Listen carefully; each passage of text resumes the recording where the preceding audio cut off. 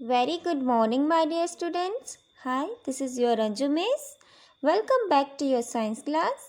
So students, जैसे कि हम chapter 10th reaching the age of adolescence के बारे में डिस्कस कर रहे हैं। तो प्रीवियस लेक्चर में हमने डिस्कस की थी जो प्यूबर्टी में चेंजेस आती हैं। हमने 2 चेंजेस के बारे में डिस्कस किया था कि किस तरह से ह्यूमन बॉडी में प्यूबर्टी एज में चेंजेस आती हैं। कौन कौन सी चेंज? फर्स्ट हमने डिस्कस किया इंक्रीज इन हाइट, कि किस तरह से जो है हाइट इंक्रीज करती है। हमने ये भी जाना था कि जो गर्ल्स में चेंजेस आती हैं प्यूबर्टी की एज में, वो बॉयज़ के कंपैरिजन में 1 और 2 ईयर्स पहले आना स्टार्ट हो जाती हैं। और हमने सेकेंड चेंज डिस्कस की थी, change in body shape. Okay, आज हम थर्ड चेंज डिस्कस करेंगे, that is voice change. Okay, did you notice that sometimes the voice of some of boys in your class cracks at puberty? The voice box or the larynx begins to grow. So students, आपने notice किया होगा कि जो आपकी class के boys हैं, यानी कि आप प्यूबर्टी की एज में पहुंच चुके हो, 8th स्टैंडर्ड तक आप प्यूबर्टी की एज में पहुंच जाते हो, तो आपकी क्लास के जो बॉयज़ हैं उनकी वॉइस क्रैक्स हो चुकी हैं।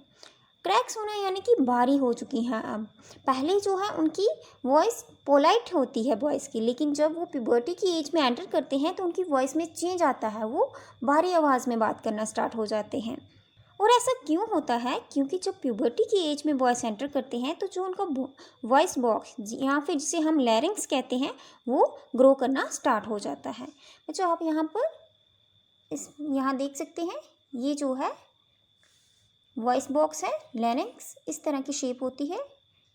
ठीक है, ये जो है धीरे धीरे ग्रो करना स्टार्ट हो जाता है, जिसकी वजह से बॉयज़ की जो वॉइस है वो क्रैक हो जाती है। Okay, boys develop larger voice boxes. The growing voice boxes in boys can be seen as a protruding part of the throat called Adam's apple. तो ये जो बॉयज़ का वॉइस बॉक्स है, इसकी जब ग्रोथ होती है तो ये सामने दिखाई देता है। जैसे देखो, जैसे जैसे इसकी ग्रोथ होने लगेगी ना, वैसे वैसे बॉयज़ की नेक जो है इस शेप में आना स्टार्ट हो जाती है। ओके, और इसे एडम्स एप्पल भी कहा जाता है। वहीं अगर हम गर्ल्स की बात करें तो जो गर्ल्स में लैरिंक्स है, यानी कि जो वॉइस बॉक्स है, वो हार्डली विजिबल होता है, इनफैक्ट विजिबल ही नहीं होता है। और ऐसा इसीलिए क्योंकि जो गर्ल्स का लैरिंक्स है वो बहुत ही स्मॉल होता है साइज में। Generally girls have a high pitched voice whereas boys have a deep voice. और जब बॉयज़ और गर्ल्स प्यूबर्टी की एज में आते हैं तो जो बॉयज़ की वॉइस है वो डीप वॉइस हो जाती है, यानी कि क्रैक हो जाती है और डीप वॉइस होती है। और वहीं हम अगर गर्ल्स की बात करें तो उनकी आवाज़ जो है वो हाई पिच्ड हो जाती है प्यूबर्टी की एज में। हाई पिच यानी कि बहुत ही तेज़ से आवाज़ हो जाती है गर्ल्स की प्यूबर्टी की एज में। Now in adolescent boys sometimes the muscles of growing voice box go out of control and the voice becomes hoarse. जो एडोलसेंट बॉयज़ होते हैं, कभी कभी क्या होता है, उनके जब वॉइस बॉक्स के मसल्स की ग्रोथ हो रही होती है तो वो आउट ऑफ कंट्रोल चली जाती है, जिसकी वजह से उनकी जो वॉइस है वो होर्स बन जाती है। होर्स यानी कि बच्चों कर्कश, उनकी जो आवाज़ है वो कर्कश हो जाती है।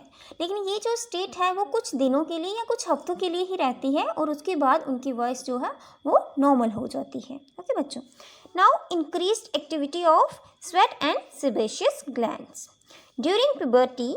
The secretion of sweat glands and sebaceous glands, oil glands, sebaceous gland को हम क्या कहते हैं? Oil glands. और जो ऑयल ग्लैंड्स होते हैं ना, उन्हीं को हम सेबेशियस ग्लैंड्स कहते हैं। Okay, increases. जब प्यूबर्टी की एज होती है तो जो सिक्रेशन होती है स्वेट की ह्यूमन बॉडी में वो बढ़ जाती है, एंड जो सेबेशियस ग्लैंड्स हैं वो भी बढ़ जाती हैं, उनकी सिक्रेशन भी बढ़ जाती है। यानी कि जो ऑयल है, आप देखते होंगे प्यूबर्टी की एज में जो है पिंपल्स आते हैं, एक्ने आते हैं, स्किन जो है बहुत ऑयली हो जाती है। किस वजह से आते हैं? क्योंकि ऑयल सिक्रेट हो रहा होता है ना बॉडी के अंदर, तो उसकी वजह से जो है फेस पे एक्ने पिंपल्स हो जाते हैं। ठीक है, A few glands such as sweat glands, oil glands and salivary glands release their secretions through ducts. ये जितने भी ग्लैंड्स हैं, जैसे कि स्वेट ग्लैंड्स हो गए, ग्लैंड्स को हम हिंदी में ग्रंथि कहते हैं बच्चों, ऑयल ग्लैंड्स हो गए, ये अपनी सिक्रेशन जो है डक्ट्स के थ्रू करते हैं। डक्ट्स होती हैं पाइप्स, ठीक है। Endocrine glands release hormones directly into the blood streams. लेकिन वहीं अगर हम एंडोक्राइन ग्लैंड की बात करें तो वो अपने हार्मोन्स डायरेक्टली ब्लड में सिक्रेट करते हैं। क्यों? क्योंकि ये जो है डक्टलेस ग्लैंड्स हैं। डक्टलेस ग्लैंड्स यानी कि ये इनमें कोई पाइप्स नहीं है, ठीक है। ये डायरेक्टली ब्लड में अपने हार्मोन्स रिलीज़ कर देते हैं।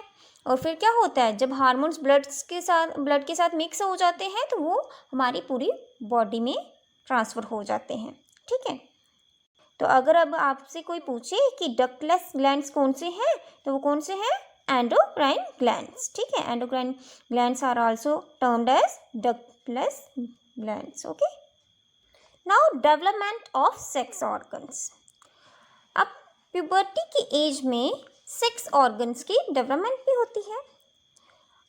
हमने जब चैप्टर 4 पढ़ा रिप्रोडक्शन इन एनिमल्स, उसमें हमने मेल रिप्रोडक्टिव ऑर्गन्स के बारे में भी डिस्कस किया, फीमेल रिप्रोडक्टिव ऑर्गन्स के बारे में भी डिस्कस किया। At puberty male sex organs like the testis and penis develop completely. The testes also begin to produce sperms. In girls, the ovaries enlarge and eggs begin to mature. Also, ovaries starts releasing mature eggs. तो puberty की age में क्या होता है बच्चों, जो male sex organs हैं या जो फीमेल सेक्स ऑर्गन्स हैं वो फुली डेवलप हो जाते हैं और वो रिप्रोडक्टिव सेल्स भी रिलीज़ करना स्टार्ट कर देते हैं। टेस्टिस क्या प्रोड्यूस करती है? स्पर्म्स। फीमेल जो रिप्रोडक्टिव सेल है, मैंने आपको बताया था चैप्टर 4 में कि वो कौन सा होता है? स्पर्म। तो प्यूबर्टी की एज में टेस्टिस स्पर्म प्रोड्यूस करना स्टार्ट कर देती हैं। वैसे ही गर्ल्स में जो ओवरीज होती हैं, रिप्रोडक्टिव ऑर्गन जो ओवरीज है वो रिप्रोडक्टिव सेल प्रोड्यूस करना स्टार्ट हो जाते हैं। और गर्ल्स में रिप्रोडक्टिव सेल क्या होता है? एग्स, या फिर हम ओवम कह सकते हैं, okay. Now reaching mental, intellectual and emotional maturity, कि किस तरह से जो इंसान है प्यूबर्टी की एज में मेंटल, इंटेलेक्चुअल और इमोशनल मैच्योरिटी अटेन करता है, ठीक है। Adolescence is also period of change in persons way of thinking. ये एक ऐसा टाइम पीरियड होता है जिसमें एक व्यक्ति की थिंकिंग करने का जो तरीका है उसमें भी काफ़ी चेंजेस आती हैं।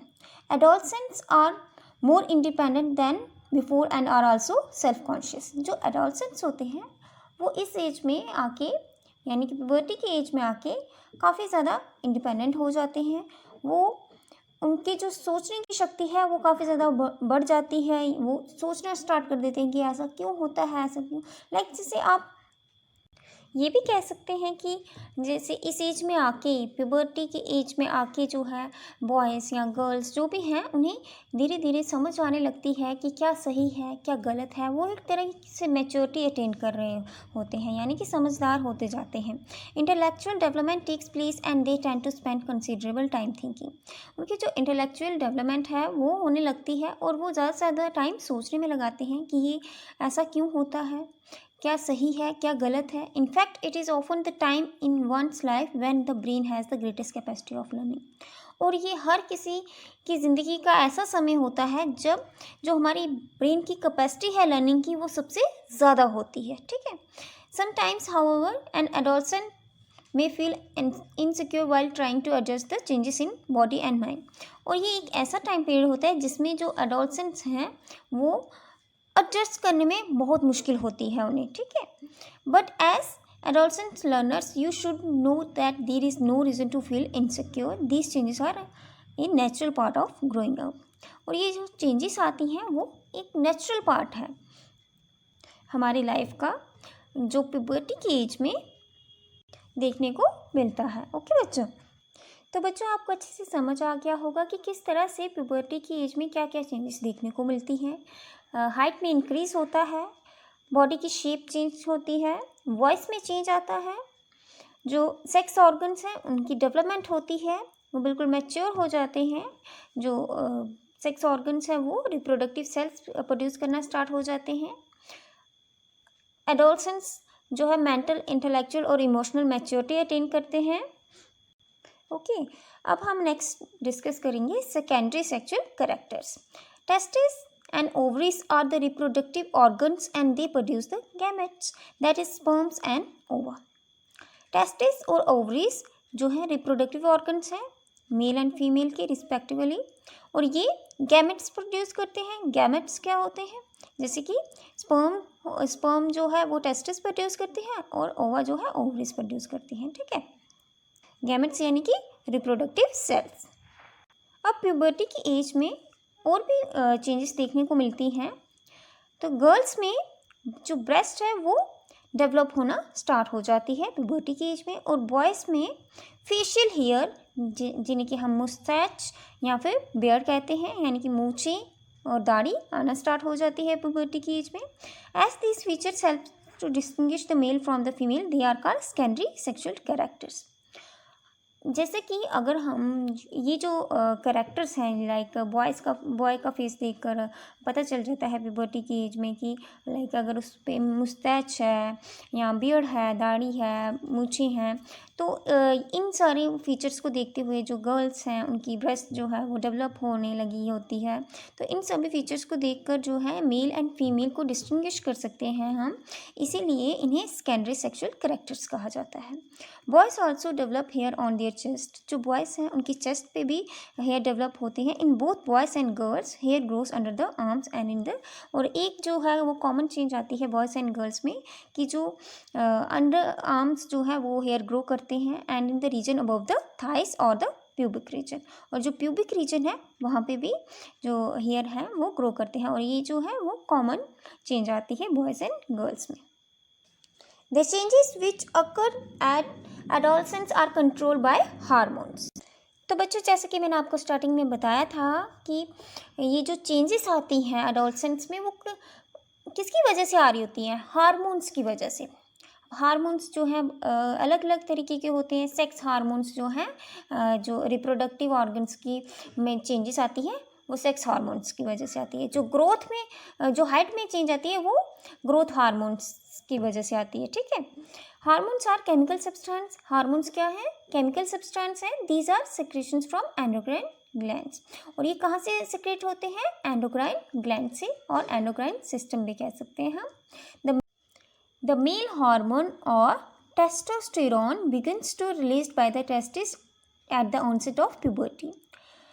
तो प्यूबर्टी की एज में बॉयज़ में मेल हार्मोन जिसे हम टेस्टोस्टेरोन भी कहते हैं वो रिलीज़ होना स्टार्ट हो जाता है टेस्टिस से, जिसकी वजह से जो हमने बॉयज़ की में चेंजेस पढ़ी कि क्या फेशियल हेयर्स ग्रो होते हैं, चेस्ट पे हेयर्स आते हैं, ये सब जो है किसकी वजह से आते हैं? मेल हार्मोन जिसे हम टेस्टोस्टेरोन भी कहते हैं, इन सब की वजह से आते हैं। और वैसे ही जब गर्ल्स प्यूबर्टी की एज में आती हैं तो उनकी ओवरीज जो हैं वो फीमेल हार्मोन प्रोड्यूस करती हैं जिसे एस्ट्रोजन कहते हैं, और इसकी वजह से जो है गर्ल्स की ब्रेस्ट डेवलप होती है। मिल्क सेक्रेटिंग ग्लैंड्स और mammary glands develop inside the breast. Breast के अंदर मिल्क सेक्रेटिंग ग्लैंड या फिर जिसे हम मेमोरी ग्लैंड कहते हैं वो डेवलप होने स्टार्ट हो जाता है। The production of these hormones is under the control of another hormones. अब ये जितने भी हार्मोन्स रिलीज होते हैं, प्रोड्यूस होते हैं, ये दूसरे हार्मोन के कंट्रोल में प्रोड्यूस होते हैं। ठीक है, यानी कि मास्टर ग्लैंड है इनका, इन हार्मोन्स का एक मास्टर ग्लैंड है जिसे हम क्या कहते हैं? Pituitary gland. Okay, so students, अब आपको समझ में आ गया होगा कि क्यों जो है बॉयज़ के जो फेशियल हेयर ग्रो होते हैं वो किसकी वजह से होते हैं? मेल हार्मोन यानी कि टेस्टोस्टेरोन की वजह से, और जो फीमेल की ब्रेस्ट डेवलप होती है या जो मिल्क सेक्रेटिंग ग्लैंड जिसे हम मेमोरी ग्लैंड भी कहते हैं, जिसकी वजह से जो है जब फीमेल मदर बनती है तो वो अपने बच्चे को फीड करती है, तो ये जो है फीमेल हार्मोन जिसे हम एस्ट्रोजन कहते हैं, इन सब की वजह से होता है। और इन सारे हार्मोन्स को कंट्रोल करता है दूसरा हार्मोन जो एंडोक्राइन ग्लैंड यानी कि पिट्यूटरी ग्लैंड से सिक्रेट होते हैं। ठीक है, तो इन सभी हार्मोन्स का मास्टर ग्लैंड कौन है? Pituitary gland. Okay, so students, आज की क्लास में हमने डिस्कस किया कि किस तरह से प्यूबर्टी की एज में वॉइस चेंज होती है, किस तरह से जो है जो स्वेट ग्लैंड्स और सेबेशियस ग्लैंड हैं वो सिक्रेशन होती है और उसकी वजह से जो है फेस पे एक्ने और पिंपल आते हैं प्यूबर्टी की एज में। फिर हमने डिस्कस किया कि किस तरह से प्यूबर्टी की एज में जो है सेक्स ऑर्गन्स डेवलप होते हैं और वो रिप्रोडक्टिव सेल्स प्रोड्यूस करना स्टार्ट करते हैं। देन हमने डिस्कस किया कि प्यूबर्टी की एज में मेंटल, इंटेलेक्चुअल और इमोशनल मैच्योरिटी अटेन करते हैं हमने डिस्कस किया कि सेकेंडरी सेक्सुअल कैरेक्टर्स कैसे होते हैं, किन्हें हम जो है सेकेंडरी सेक्सुअल कैरेक्टर्स कहते हैं, किन्हें कहते हैं बच्चों, जिसकी वजह से जैसे कि जो बॉयज़ हैं उनकी मुस्टैच आती है या बियर्ड आती है, गर्ल्स की ब्रेस्ट डेवलप होती है, ये सारे जो हैं ये सेकेंडरी सेक्सुअल कैरेक्टर्स हैं, क्योंकि इनकी मदद से इनकी हेल्प से जो है हम बॉयज़ एंड गर्ल्स को डिस्टिंग्विश करते हैं। देन हमने डिस्कस किया कि किस तरह से मेल हार्मोन और फीमेल हार्मोन जो है प्यूबर्टी की एज में बॉयज़ एंड गर्ल्स में चेंजेस लाते हैं। Okay students, that's all for today. Further we will proceed in our next class. Thank you and have a nice day.